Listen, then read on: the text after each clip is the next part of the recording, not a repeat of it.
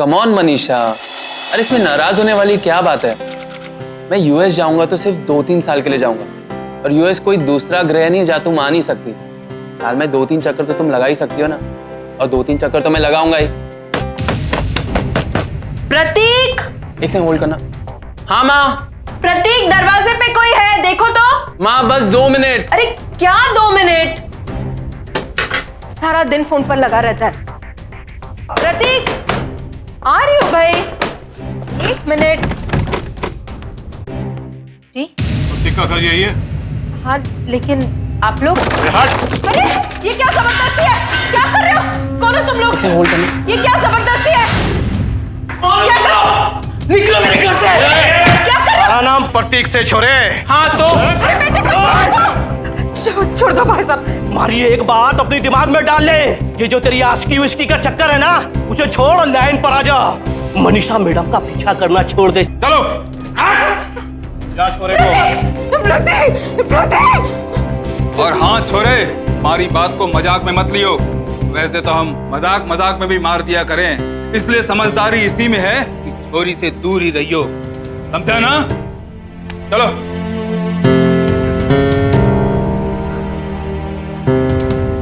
सुलेखा वत्स इन चंद लोगों की हिम्मत देखकर अचंभित थी। उनका बेटा प्रतीक भी इस घटना पर यकीन नहीं कर पा रहा था। वो दोनों ही ये देखकर आश्चर्यचकित रह गए थे कि कोई भी प्यार का इतना बड़ा दुश्मन कैसे हो सकता है। लेकिन यही सच है, अगर दुनिया में प्रतीक जैसे प्यार में डूब जाने वाले लोग हैं, तो प्यार के दुश्मन भी चप्पे चप्पे पर मौजूद हैं। और ये लोग भी उन्हीं असंवेदनशील लोगों में से थे जिनके लिए प्यार एक गुनाह होता है, जो आज भी प्यार को धर्म, जाति और सामाजिक प्रतिष्ठा जैसे खोखले पैमानों से नापते हैं, जिनके लिए दिल और जज्बात कोई मायने नहीं रखते। और इन जैसे लोगों की वजह से प्यार की न जाने कितनी कहानियां अधूरी रह जाती हैं। लेकिन सुलेखा वत्स और उनका बेटा प्रतीक कमजोर नहीं थे। वो जानते थे कि उन्होंने कोई गुनाह नहीं किया है, इसलिए उन्हें किसी से डरने की भी कोई जरूरत नहीं है। अब तकलीफ तो नहीं हो रही है ना बेटा? आप प्लीज चिंता मत कीजिए, मैं ठीक हो जाऊंगा।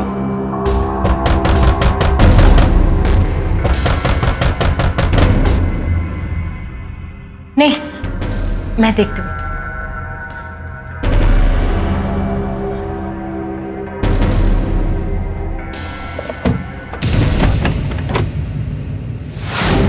नमस्ते आंटी। प्रतीक, प्रतीक, क्या हुआ ये सब? मैंने फोन पे वो सारी आवाजें सुनी थी, आंटी चीख रही थी और घर में तोड़ फोड़ की आवाजें आ रही थी। तुम्हें तुम्हारा फोन भी किया था, लेकिन तुम्हारा फोन नहीं लग रहा था। क्या हुआ है? तुम्हारे पापा को हमारे बारे में सब कुछ पता चल गया। उन्होंने कुछ गुंडे भेजे थे मुझे मारने के लिए, ताकि मैं तुम्हें भूल जाऊं, तुमसे प्यार करना छोड़ दूं। देखो उन गुंडों ने मेरी क्या हालत बना दी। नहीं प्रतीक, ऐसा हो ही नहीं सकता है। पापा को तो पता ही नहीं है हमारे बारे में। तो फिर किसी और को पता होगा, उन्होंने तुम्हारे पापा को सब कुछ बता दिया। नहीं प्रतीक, घर में किसी को हमारे बारे में कुछ पता नहीं है। मनीषा कोई ऐरा गहरा क्यों चाहेगा कि मैं तुमसे दूर रहूं? वो लोग धमकी देकर गए मनीषा, ये कहकर गए कि ये अगर तुम्हारे आसपास भी नजर आए ना, तो वो लोग इसे जान से। तो वो लोग मुझे जान से मार डाले। तो अब क्या करें? एक रास्ता है मेरे पास। रास्ता तो हमने तय किया है मैडम, एक शक्तिशाली और प्रभावशाली छवि बनाने का।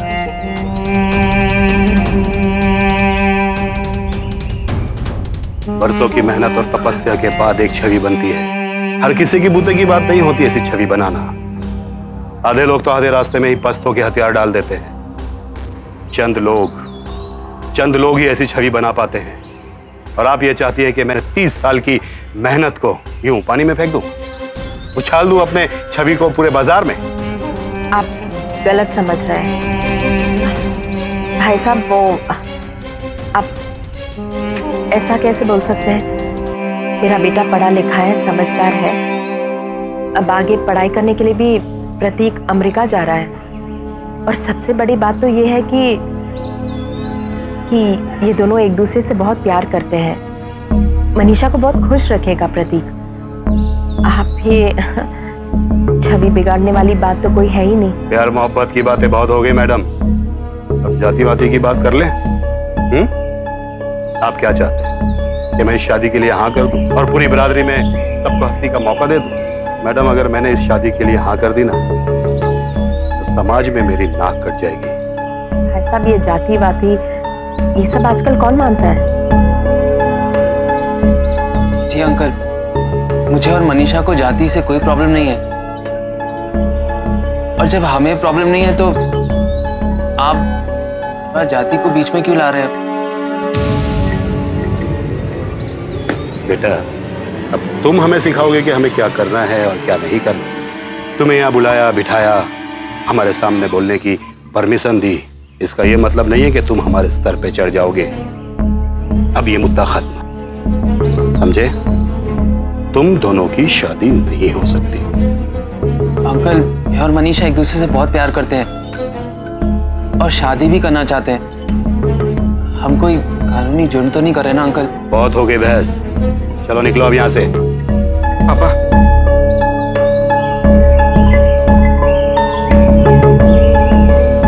प्रतीक, ये बेटा, अब इसकी जरूरत नहीं है, ये लोग जा रहे हैं।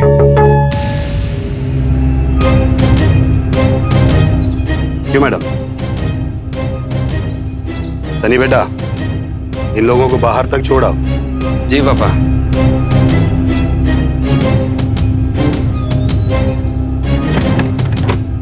माँ, मैं पुलिस के पास जाऊंगा, मनीषा से एक एफिडेविट साइन कराऊंगा कि उसकी फैमिली हमारे अगेंस्ट है। हम एक दूसरे से प्यार करते हैं, लेकिन उसकी फैमिली हमें धमकी दे रही है। माँ, हम एक छोटी सी सेरेमनी कराएंगे, पुलिस हमारे साथ होगी ना, तो ये लोग हमारा कुछ भी नहीं बिगाड़ पाएंगे। आप देखना। बच्चों की तरह बात करते हो, पागल हो गए हो तुम? विधायक है वो, विधायक। देखा नहीं उन्होंने क्या किया? जेब से पिस्तौल निकाल कर तुम्हारे ऊपर तान दी ना। हाँ, कुछ नहीं कर पाओगे, कानून उनके जेब में है, पुलिस भी उनके साथ ही है। माँ, मैं इन गुंडों के आगे झुकने नहीं वाला। मैं मनीषा से प्यार करता हूँ, मैं उसे जबरदस्ती भगा के तो नहीं लेकर जा रहा। प्रतीक, तुम समझते क्यों नहीं हो? हाँ बेटा, मैं भी तो चाहती हूँ कि तुम दोनों की शादी हो जाए, तुम दोनों सुख शांति से रहो। मैं सिर्फ इतना कह रही हूँ बेटा कि मनीषा से कुछ दिनों तक मत मिलो। उसके पापा का गुस्सा ठंडा हो जाएगा ना, तो फिर हम जाकर उनसे फिर से बात करेंगे, देखेंगे। माँ, अगर इस बीच उन्होंने उसकी शादी कहीं और करा दी तो?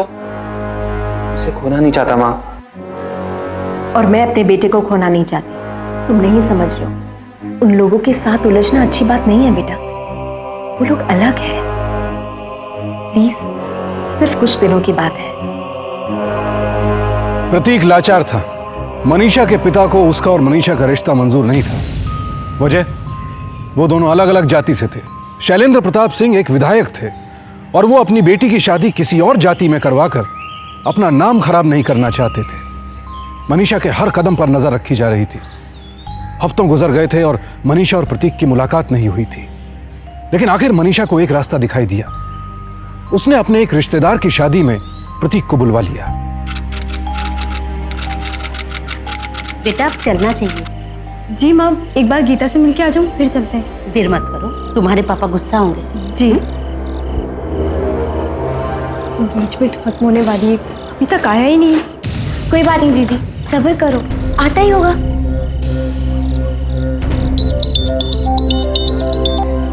हेलो, ठीक है। चल, चल, चल। मनीषा,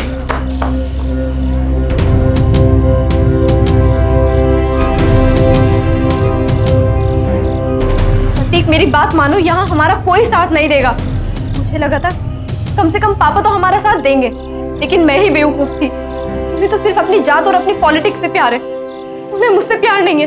प्रतीक, प्रतीक, हम लोग एक काम करते हैं, हम लोग यहाँ से भाग जाते हैं, हम लोग कहीं दूर जाके रह लेंगे। मनीषा, संभालो अपने आप को। प्रतीक, तुम बात समझने की कोशिश नहीं कर रहे हो, ये लोग मार डालेंगे हमें। मनीषा, क्यों मार डालेंगे? हम प्यार करते एक दूसरे से, कोई जुर्म नहीं कर रहे। इसमें डर के भाग जाने का क्या मतलब?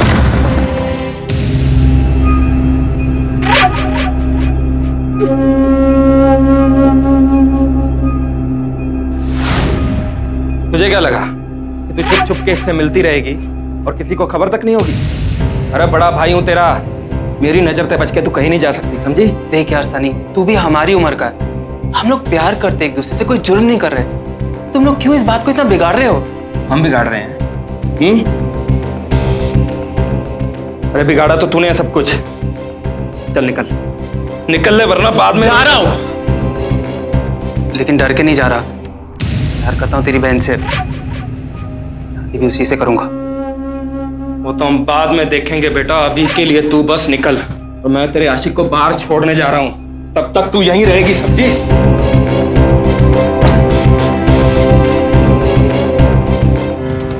चला, तेरे को तेरे घर तक छोड़ देता हूँ। नहीं, मैं चला जाऊंगा। क्या हुआ प्रतीक? तू जाके स्कूटर लेकर आ।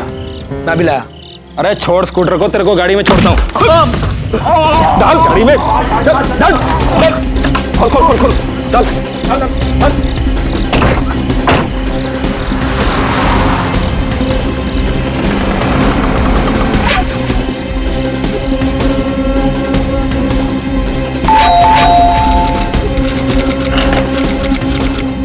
आंटी प्रतीक आ गया।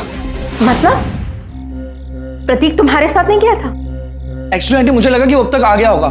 उसने मुझे कहा कि स्कूटर लेकर आऊं, और जब मैं स्कूटर लेकर वहां पहुंचा तो वो वहां नहीं था। तुझे उसके साथ रहना चाहिए था बेटा। सुधीर, तेरी प्रतीक से बात हुई क्या? नहीं? मनीषा, बेटा मैं प्रतीक की मम्मी बोल रही हूँ। तुम जानती हो प्रतीक कहाँ गया है? नहीं आंटी, मैं खुद प्रतीक के लिए बहुत परेशान हो रही हूँ। मुझे भी बहुत डर लग रहा है। भैया उसको अपने साथ लेके गए थे और तब से पता नहीं कहाँ है। प्रतीक, मुझे बहुत डर लग रहा है। ऐसा ना हो कि भैया प्रतीक को पंजाब लेके चले गए हो। वो लोग बहुत खतरनाक है आंटी, आप मेरी बात माने ना तो आप जाके पुलिस को कंप्लेन कर दीजिए, उनको खबर दे दीजिए। वो लोग कुछ भी कर सकते हैं। और मेरे भैया, उनको तो किसी पे तरस भी नहीं आता आंटी। आंटी आप जाइए प्लीज। दीपक, हाँ? दीपक, चलो मेरे साथ चलो। रुक, बाद में बात करो। आंटी चलना क्या है? आंटी सुनो। मैडम, आप तो कुछ भी बोले जा रही हैं। आप जानती हैं कि एक विधायक क्या होता है? आप मुझे मत सिखाइए कि एक विधायक कौन होता है। मैं अच्छी तरह जानती हूँ एक विधायक कौन होता है। आप बस कंप्लेन लिखिए। पिछले 10 घंटों से मेरा बेटा घर से गायब है। इस वक्त मैं कुछ नहीं कर सकता। क्यों नहीं कर सकते? क्योंकि अभी 24 घंटे नहीं बीते हैं। मुझ पर इस तरह से भड़कने से पहले आपको कानून के नियमों को समझ लेना चाहिए। आप जानती हैं कि 24 घंटे से पहले कोई मिसिंग केस नहीं लिखा जाता। हाँ, अगर इस 24 घंटे के बाद भी आपका बेटा घर नहीं आता है तो आप यहाँ आ जाइए।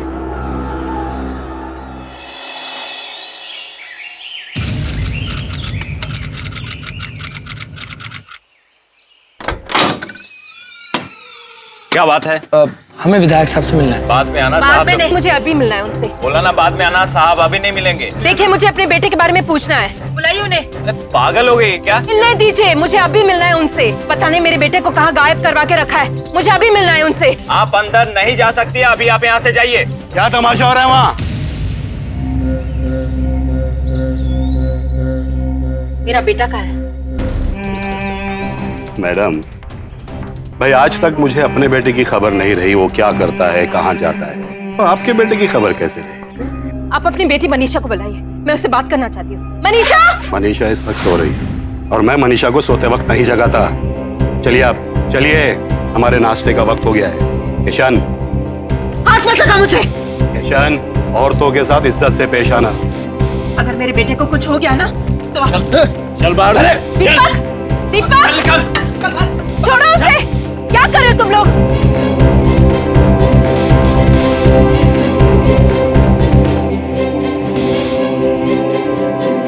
सनी, कहाँ है बेटा? अरे भाई, अभी तक कुछ किया या नहीं? हाँ?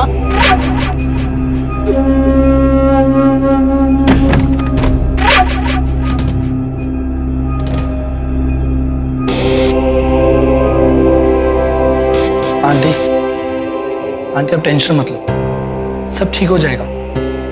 देखना, प्रतीक को कुछ भी नहीं होगा। शायद वो किसी काम से कहीं गया होगा, वो आ जाएगा। आंटी, मैं थोड़ी देर घर होके आता हूँ। वो क्या है कि घर वाले थोड़ा इंतजार कर रहे होंगे, परेशान हो रहे होंगे। मैं आता हूँ, आप अपना ध्यान रखना और कोई भी प्रॉब्लम हो प्लीज मुझे कॉल करना, ठीक है? नमस्ते आंटी।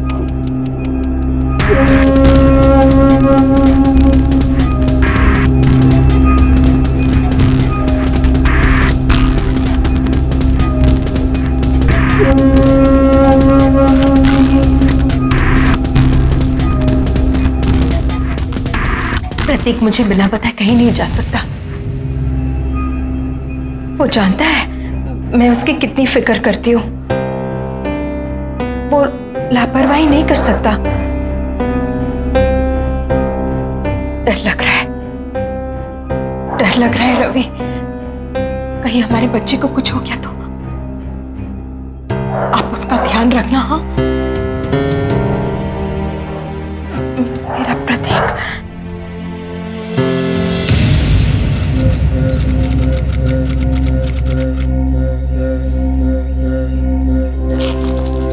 अरे वाह, नया जूता। दूसरा कहाँ है?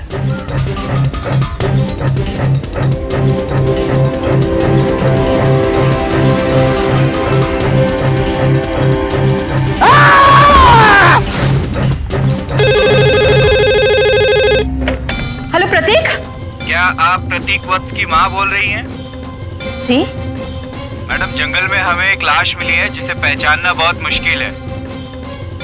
जिस तरह की चीज आपने बताई थी वो लाश के पास बरामद हुई है। आपको शिनाख्त के लिए आना पड़ेगा। हाँ?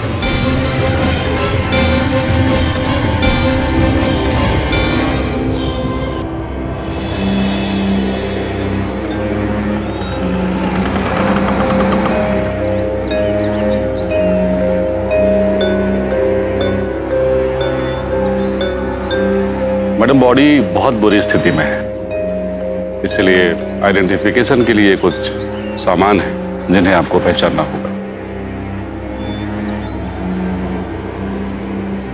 घड़ी, ये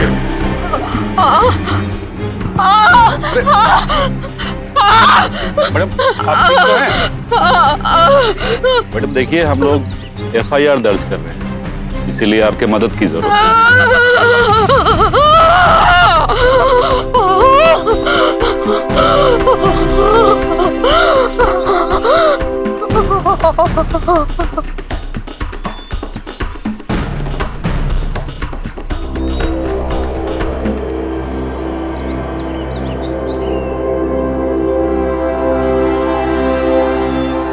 इंस्पेक्टर,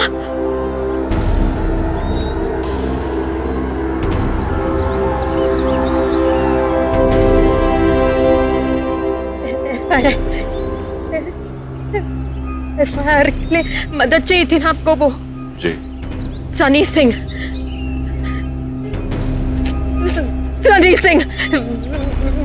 विधायक SP सिंह का बेटा।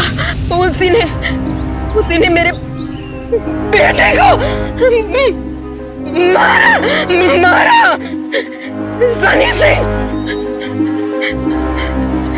सुलेखा वत्स की इकलौती औलाद था प्रतीक। अपने पति के निधन के बाद उन्होंने उसे बड़े प्यार से पाला पोसा था।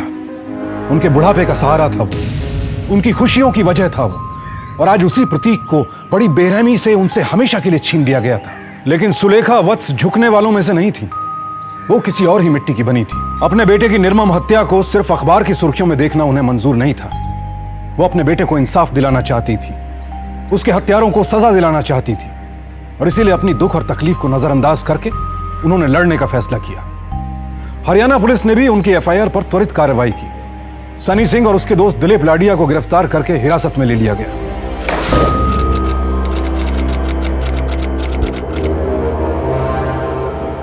प्रतीक वत्स, तुम दोनों ने मारा उसे? अरे आप भी मजाक की बात करते हो इंस्पेक्टर साहब। अरे हम नहीं मारेंगे तो और कौन मारेगा? वो साला मेरी बहन के साथ भागने का प्लान कर रहा था, मार दिया साले ने। कैसे मारा? इंस्पेक्टर साहब, ये तो फिर बहुत लंबी कहानी हो जाएगी। अरे तो हमें कौन सी ट्रेन पकड़नी है, बहुत समय है हमारे पास। रिचर्ड, इन दोनों के लिए चाय मंगवाओ, आराम से बताओ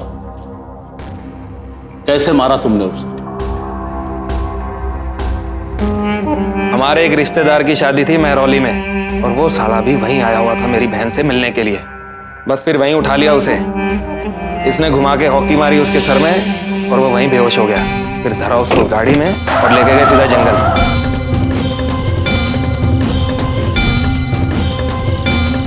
प्यार करता मेरी बहन से। मैं करवाता हूँ अभी।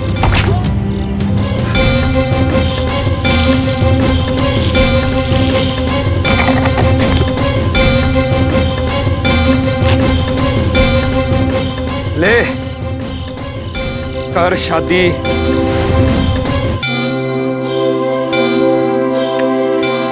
जब तुमने अपना जुर्म कबूल कर ही लिया है तो सजा भुगतने के लिए तैयार हो जाओ।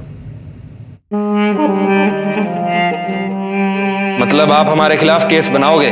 क्यों ना बनाऊं? इंस्पेक्टर साहब, आपको पता है ना मैं किसका बेटा हूँ। तुम चाहे जिसके भी बेटे हो, तुम्हारे पिताजी भी जान ले कि मैं कौन हूं। शैलेंद्र। Yes sir. इन दोनों को अंदर बंद कर दो, और हाँ, इनकी चाय भी अंदर सेल में दे देना। बहुत गुद्दा है इंस्पेक्टर तुम्हारे अंदर, बहुत गुद्दा है। ले जाओ दोनों को।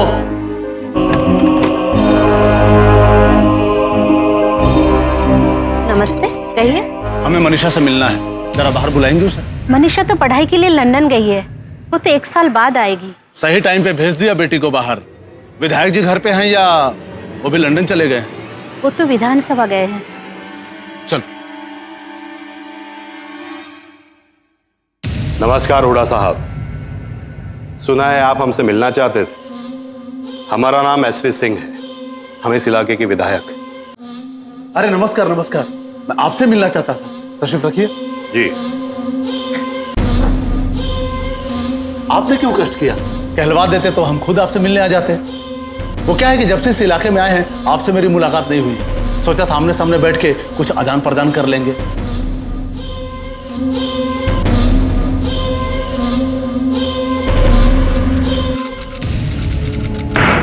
कार्यवाही शुरू की जाए। जी, मैं प्रतीक के साथ शादी पे वहां गया जरूर था, पर मैंने उसे सनी के साथ वहां नहीं देखा। प्रतीक इनके साथ वहां से गया था या नहीं? जी, मैं ये नहीं कह सकता। माय लॉर्ड, अब मैं आपके सामने इंस्पेक्टर राकेश हुड्डा को पेश करना चाहूंगा।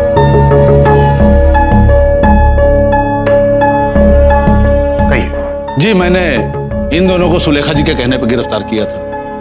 दरअसल माय लॉर्ड, सुलेखा जी ने कहा था कि उन्हें सन्नी पे शक है, इसलिए मैंने इन दोनों को। क्या इन दोनों ने आपसे अपना जुर्म कबूल किया? जी नहीं, इन्होंने ऐसा कुछ नहीं किया था। That's all your honour. ठीक है, आप जा सकते।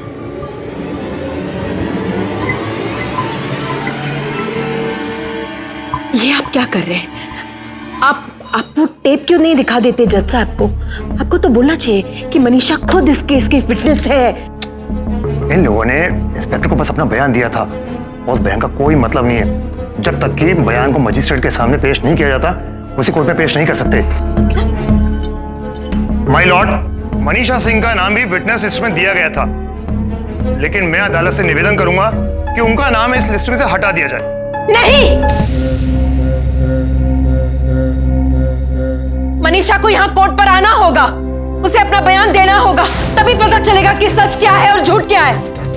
Order order. प्लीज मैडम, आप बैठ जाइए, आपको भी बोलने का मौका दिया जाएगा। और रिक्वेस्ट ग्रांटेड। अगली सुनवाई 3 तारीख को होगी।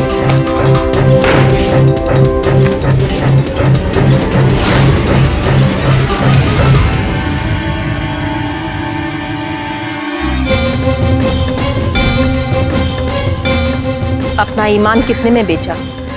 इन्होंने अपना दाम बोला, इनको इनका दाम मिल गया। आप भी अपनी कीमत बता दीजिए मैडम, आपको आपकी कीमत मिल जाए। अफसोस है, आपका बेटा चला गया बेचारा। आपकी लड़के की जगह आपका खर्चा हम संभाल लेंगे।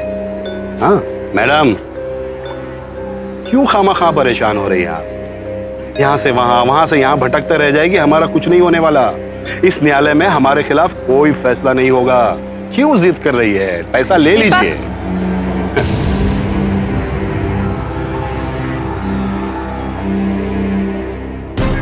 तुम्हारा दोस्त था वो दीपक, बचपन का दोस्त। तुम्हें मेरा साथ देना चाहिए। कितनी बेरहमी से उन्होंने मारा है तुम्हारे दोस्त को। मुझे भी मार डालेंगे अगर मैंने आपका साथ दिया तो। सॉरी आंटी, मुझे नहीं पढ़ना इन चक्रों में। सॉरी।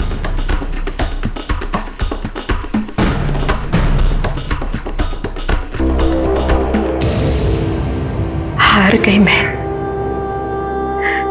तुमको हरा दिया मैंने, नहीं जीत पाई। मैं लाचार हो गई थी। किसी एक इंसान ने मेरा साथ नहीं दिया। ये क्या, मैं रो रही हूं? नहीं, मैंने तो तुमसे वादा किया था, मैं नहीं रोऊंगी, नहीं रोऊंगी मैं लड़ूंगी, लड़ूंगी मैं अपने बेटे के इंसाफ के लिए लड़ूंगी मैं। हे भगवान, मुझे शक्ति दो, कोई तो रास्ता होगा, कोई तो रास्ता होगा।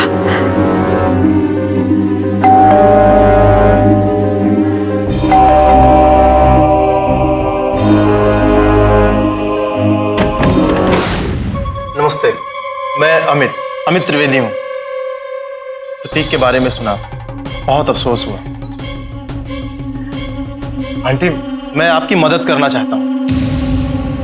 कैसी मदद? मैंने इस केस के हर मूव पे लगातार नजर रखी और मैं ये समझा हूँ कि अब आपके लिए इस केस में मुश्किल से ही कोई उम्मीद बची। मैंने पहले ही बहुत लोगों पर भरोसा करके बहुत तकलीफ झेल चुकी हूँ, अब और भरोसा नहीं कर सकती। नहीं आंटी, एक मिनट, आप मेरी बात तो सुनिए। मैं पिछले 10 साल से वकालत कर रहा हूँ। ऐसा नहीं है कि मैंने हर केस जीता ही, थोड़े बहुत केस हारे भी हैं, लेकिन ये वो केस थे जिनमें सच में कोई दम नहीं था। आपके केस में तो आपको साजिश करके हराया जा रहा है। आपने मदद करने की सोची, उसके लिए बहुत बहुत धन्यवाद, लेकिन मुझे आपकी मदद की कोई जरूरत नहीं। Thank you. आप मेरी बात तो सुनिए आंटी, आप मेरी बात सुनिए। आंटी, आप अकेले उनसे नहीं लड़ सकती हैं। अरे वो बहुत ताकतवर है, पुलिस खरीद रखी है उसने, सारे सबूत और गवाह खरीद रखे हैं, लेकिन मैं उनकी चालाकी का तोड़ निकाल सकता हूँ। देखिए, मैं आपके ही मोहल्ले में रहता हूँ।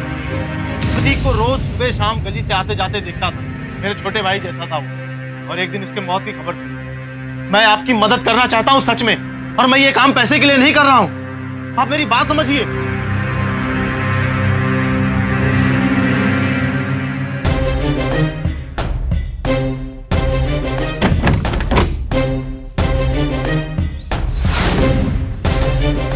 दूसरों की तरह धोखा तो नहीं दोगे ना? आप बिल्कुल निश्चिंत रहिए, मैं कल ही इस केस को ट्रांसफर करने की एप्लीकेशन डाल देता हूँ, और मैं आपसे वादा करता हूँ कि आपको हारने नहीं दूंगा। एक तरफ तो सुलेखा वत्स को अपने बेटे की मौत की तकलीफ से गुजरना पड़ रहा था, और दूसरी तरफ अपने उसी बेटे को इंसाफ दिलाने के लिए शहर के विधायक से लड़ना पड़ रहा था। यह लड़ाई आसान नहीं थी। विधायक की कुर्सी अपने साथ काफी ताकत लेकर आती है। कुछ लोग इस ताकत का सदुपयोग करते हैं, और एसपी सिंह जैसे कुछ लोग इसका दुरुपयोग। अपनी इसी ताकत को साथ लिए वो अपने बेटे के सामने ढाल बनकर खड़ा था। पुलिस और सरकारी तंत्र उसके बेटे को छूने से कतरा रहे थे। इंसाफ की कहीं कोई उम्मीद नजर नहीं आ रही थी। पुलिस और न्यायपालिका से तंग आकर आखिर सुलेखा वत्स ने सुप्रीम कोर्ट में अपील की, और इस पहल में उनका साथ एक बहुत ही काबिल वकील अमित त्रिवेदी ने दिया। सुप्रीम कोर्ट ने उन्हें निराश नहीं किया, और कुछ ही दिनों में उनका केस दिल्ली हाई कोर्ट के हवाले कर दिया गया। यहाँ एसपी सिंह की ताकत का बोलबाला नहीं था, और सुलेखा वत्स को उम्मीद थी कि यहाँ एक निष्पक्ष सुनवाई होगी। केस को रीओपन किया गया। इस बीच ये केस लगातार मीडिया की सुर्खियों में बना हुआ था। अब पूरे देश की नजर दिल्ली हाई कोर्ट पर टिकी थी। तो इंस्पेक्टर साहब, आपने ये बताया कि इन दोनों लड़कों ने आपके सामने बयान दिया था, और आपने इनके बयान को इस टेप रिकॉर्ड में टेप किया था। जी किया था। लेकिन आपने ये टेप मजिस्ट्रेट के सामने पेश नहीं किया। मैं पूछ सकता हूँ क्यों? जी वो मैंने जरूरी नहीं समझा। जरूरी नहीं समझा? आप पुलिस महकमे के इतने अच्छे खासे अनुभवी अधिकारी हैं, और आपने इस टेप को मजिस्ट्रेट के सामने पेश करना जरूरी नहीं समझा? क्या आपको यह नहीं पता कि किसी भी बयान को मजिस्ट्रेट के सामने पेश करना कितना जरूरी होता है?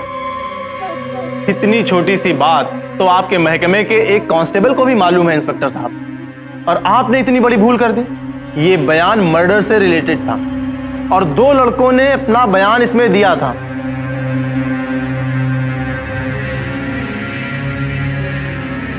इंस्पेक्टर साहब, 20 सितंबर 2002 यानी प्रतीक की मौत के करीब 1 महीने बाद आपने एसपी सिंह के साथ मिलकर कोई नया बिजनेस शुरू किया है।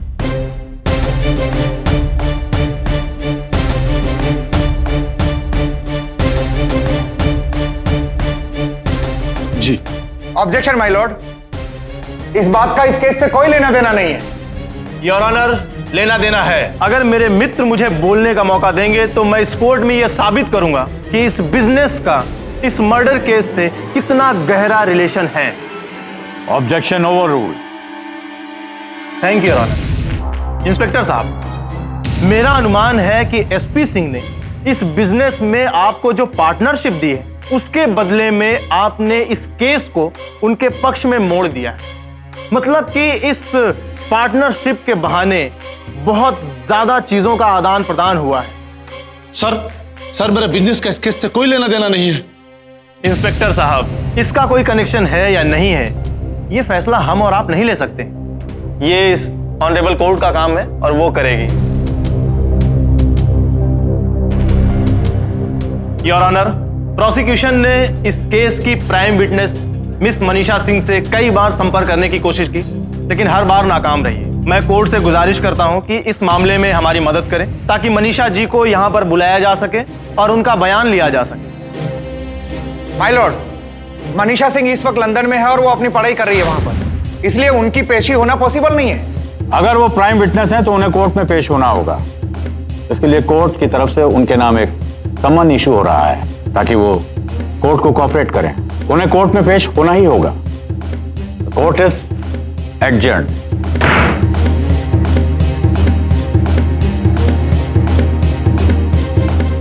चलिए आंटी।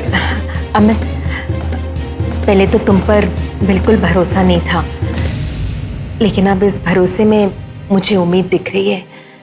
ये सब तुम्हारी वजह से हो रहा है अमित। आंटी, अभी इतनी उम्मीद मत जगाइए। अगली हेयरिंग दीपक की, और दीपक को तोड़ने में बहुत मुश्किल आने वाली है।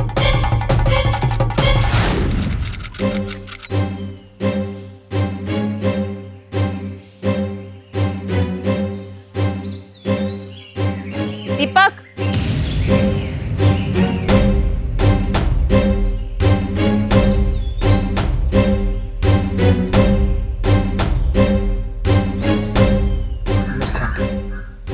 प्रतीक जाने के बाद आज पहली बार मैं मंदिर गई थी बेटा। याद है जब तुम दोनों छोटे थे तब तुम दोनों को एक साथ मंदिर ले जाया करती थी। आज उसकी आत्मा की शांति के लिए प्रार्थना की और तुम्हारे लिए भी। प्रसाद,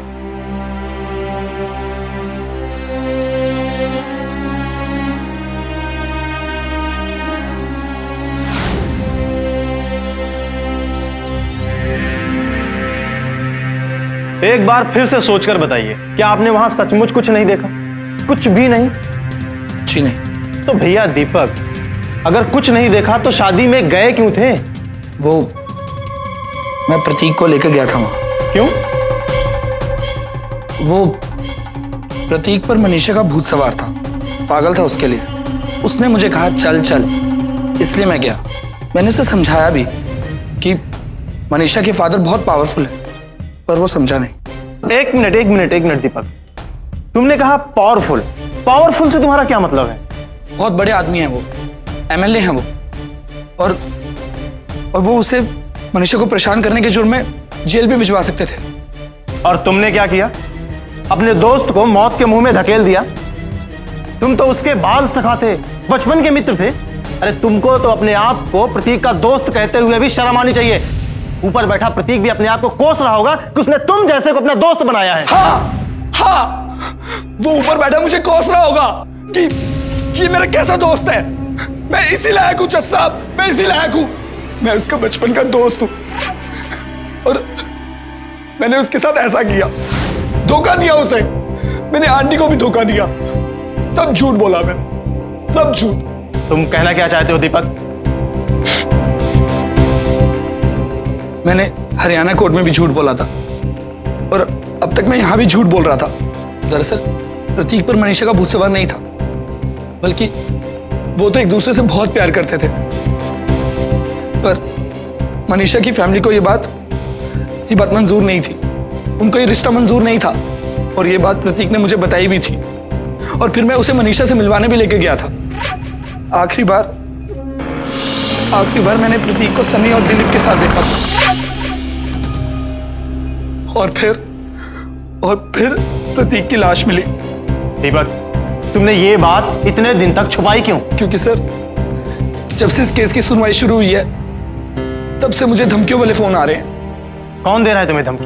मुझे नहीं पता सर, मुझे कुछ भी नहीं पता। वो लोग बस फोन करते हैं और कहते हैं कि अगर मैंने कोर्ट में कोई गवाही दी तो वो मुझे और मेरी फैमिली को भी मार डालेंगे। हमारा भी वही हाल करेंगे जो उन्होंने प्रतीक का किया। मुझे बहुत डर लग रहा था सर, इसलिए मैंने झूठी गवाही दी।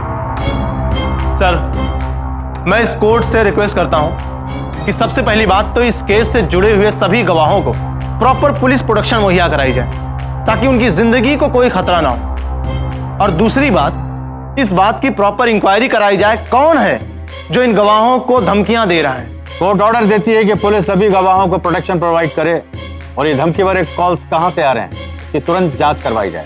सर, मिस मनीषा सिंह को सम्मन भेजा गया था लेकिन अभी तक उनका कोई भी जवाब नहीं मिला है। मिस मनीषा सिंह का सुनवाई के लिए पेश ना होना कोर्ट की कार्रवाई के लिए एक ऑफेंस है। इस ऑफेंस के लिए मिस मनीषा अब एक ऑफेंडर हैं, इसलिए कोर्ट उनके खिलाफ एक अरेस्ट वारंट जारी करती है और पुलिस को यह हिदायत दी जाती है कि इस अरेस्ट वारंट पर तुरंत कार्रवाई करे। The court is adjourned. Bye mom, visa interview के लिए जा रहा हूं। क्या हुआ? क्या हुआ? क्या हुआ? आराम से, सीधा रखो, सीधा रखो। तुम ना कभी नहीं सुधरोगी। पता नहीं किस बात की जल्दी रहती है तुम्हें।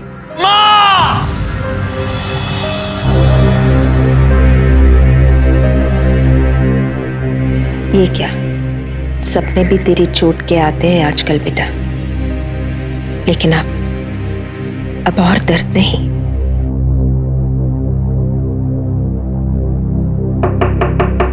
न्यूज़पेपर।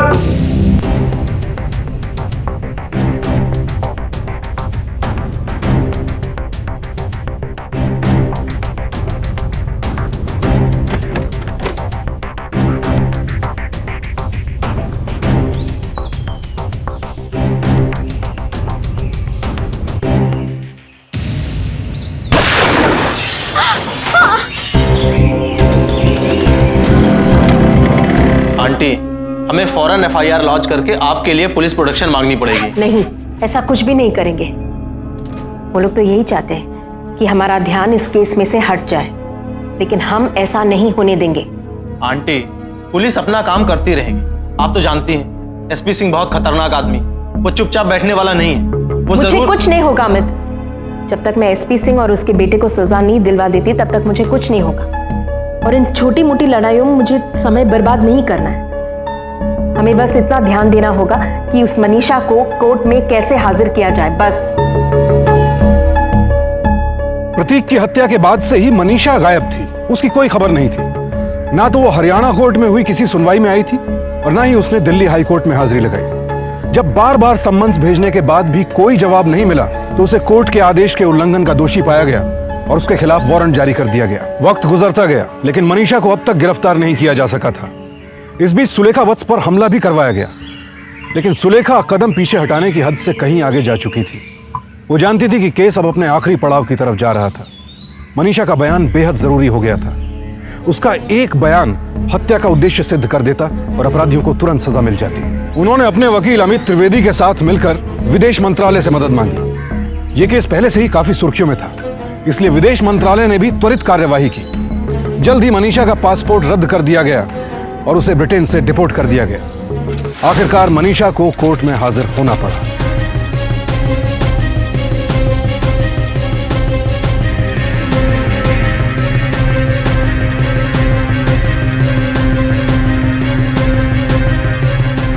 तूने सब सच सच बता भी दिया तो क्या होगा?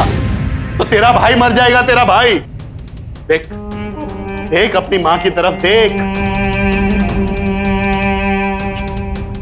क्या तू चाहती है कि अपना बेटा और उसका सुहाग दोनों को खो दे एक साथ? सनी की जिंदगी और हमारी इज्जत के साथ यूं मत खेल। सरेआम बाजार में इज्जत को मत उछाल हमारी। सुन रही है ना मैं क्या कह रहा हूं? बेटा, अपने भाई को बचा ले। मैं अपने बेटे को खोना नहीं चाहती हूँ। वो तेरा भाई है, बचा ले उसे बेटा। बोल, बचाएगी ना? मनीषा जी, आप अपने और प्रतीक के रिश्ते के बारे में इस कोर्ट में हम सबको जरा खुल के कुछ बताएंगे? जी, प्रतीक और मैं एक ही कॉलेज में पढ़ते थे। हम दोनों क्लासमेट्स थे। और बस कुछ नहीं, दोस्त थे जैसे सब होते हैं। सिर्फ दोस्त? बस 1 मिनट। मनीषा जी, आप ये कार्ड पहचान नहीं? ताज्जुब है। अच्छा, इस कार्ड की हैंडराइटिंग को पहचानती हैं? या मैं हैंडराइटिंग एक्सपर्ट्स को बुलाऊं? ये हैंडराइटिंग पहचानने में आपकी याद? इसकी कोई जरूरत नहीं है। ये हैंडराइटिंग मेरी ही है। मैंने ही ये कार्ड प्रतीक को दिया था। कब दिया था? पता नहीं, काफी साल हो गए, मुझे याद नहीं है। चलिए मैं आपको याद दिलाता हूं। आपने ये कार्ड प्रतीक को पिछले साल वैलेंटाइंस डे पर दिया था। याद आया? ये आप कह रहे हैं? नहीं नहीं, ये मैं नहीं कह रहा हूं, ये तो आप कह रही हैं। ये देखिए आपका सिग्नेचर है और यहां पर कुछ लिखा हुआ है, मैं पढ़कर सुनाऊं? माय डियर प्रतीक, मैं ये जिंदगी तुम्हारे बिना नहीं गुजार सकती हूं। तुम मेरी जिंदगी ही नहीं, मेरे सब कुछ हो। Happy Valentine's day. Yours and only your Manisha. कुछ याद आया? मनीषा जी, आमतौर पर ऐसे मैसेजेस एक दोस्त दूसरे दोस्त को नहीं लिखता है। या आप अपने हर दोस्त को ऐसे ही मैसेज लिखते हैं? आपका दिया हुआ ये सबसे रीसेंट कार्ड, जब आप इसको ही नहीं पहचान रही हैं, तो मेरे पास और भी 16 कार्ड हैं। उनको आप कैसे पहचानेंगी भला? और उनमें भी बहुत कुछ लिखा हुआ है। आप उनको पढ़ेंगी या मैं पढ़कर इस कोड को सुनाऊं? क्या दोष है मेरा? आप मुझसे ऐसे क्यों पूछ रहे हैं, जैसे मैंने कोई गुनाह किया हो? प्यार करते थे हम दोनों एक दूसरे से, बहुत प्यार करते थे। लेकिन क्या किसी को प्यार करना कोई गुनाह है? गलत है इसमें कुछ? नहीं मनीषा जी, आपने प्रतीक से प्यार किया, ये आपका कोई जुर्म नहीं है। आपने तो प्रतीक से वादा किया था कि आप पूरी जिंदगी उसका साथ निभाएंगे, लेकिन कहां आपने प्रतीक से यह वादा किया था कि उसके मरने के बाद भी आप उसका साथ देंगे? प्रतीक मर गया, प्यार खत्म, कहानी खत्म। लेकिन मनीषा जी, आपका जो जुर्म है ना, वो इस कोर्ट में साबित नहीं हो सकता है। उसका फैसला आप खुद करेंगे और उसकी सजा पूरी जिंदगी भर आपको मिलेगी। मैंने प्रतीक को धोखा नहीं दिया, दोनों तरफ से पिस रही थी मैं। एक तरफ मेरे भाई ने मेरे प्यार को मार दिया, अपना प्यार तो खो ही बैठी थी मैं। अब अपने भाई को भी मौत के मुंह में धकेल लेती। बोलिए आप क्या करती मैं? आंटी मैं प्रतीक को धोखा देना नहीं चाहती थी। आंटी, मुझ पे दबाव डाला गया, मेरी बात का यकीन करिए, वरना ये लोग भी मुझे भी मार देते। और तुम डर गई। मेरे बेटे ने तुम्हारे लिए अपनी जान दे दी मनीषा। कम से कम तुम्हें तो सच बोलना चाहिए था यहाँ पर अदालत में। मुझे तुमसे ये उम्मीद नहीं थी, तुमने भी झूठ बोला। Order order. सुलेखा जी, आप अपनी जगह पे बैठ जाइए। एसपी सिंह को फौरन पुलिस की हिरासत में लिया जाए। इनके खिलाफ हैरेसमेंट, धमकी देना और अटेम्प्ट टू मर्डर का केस चलाया जाए। इंस्पेक्टर राकेश हुड्डा को त्वरित कार्रवाई के तहत सस्पेंड किया जाता है और इनके खिलाफ एक डिपार्टमेंटल इंक्वायरी भी कराई जाए। सनी सिंह और दिलीप लाडिया को फर्स्ट डिग्री मर्डर का दोषी पाया जाता है, इसलिए इनको उम्र कैद और 1.5 लाख रुपए का जुर्माना। The court is adjourned.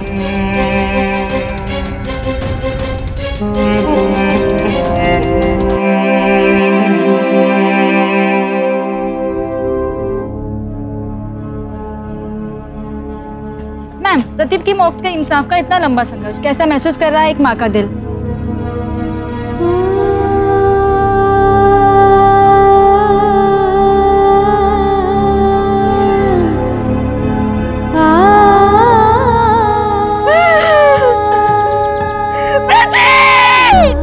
प्यार में डूबे दो जवान दिल, लड़की के परिवार का इनकार, प्रेमी की निर्मम हत्या, एक मां का संघर्ष और अंत में इंसाफ।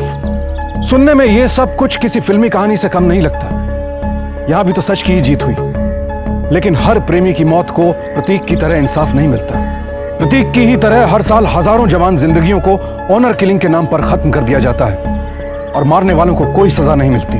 ऑनर किलिंग एक अभिशाप है। ये एक ऐसा घिनौना अपराध है जो प्यार जैसे खूबसूरत एहसास की बलि चढ़ा देता है। इस अपराध को रोकने के लिए जरूरी है कि इसके अपराधियों को कड़ी से कड़ी सजा दी जाए। लेकिन सिर्फ सजा से भविष्य में होने वाली वारदातों को नहीं रोका जा सकता।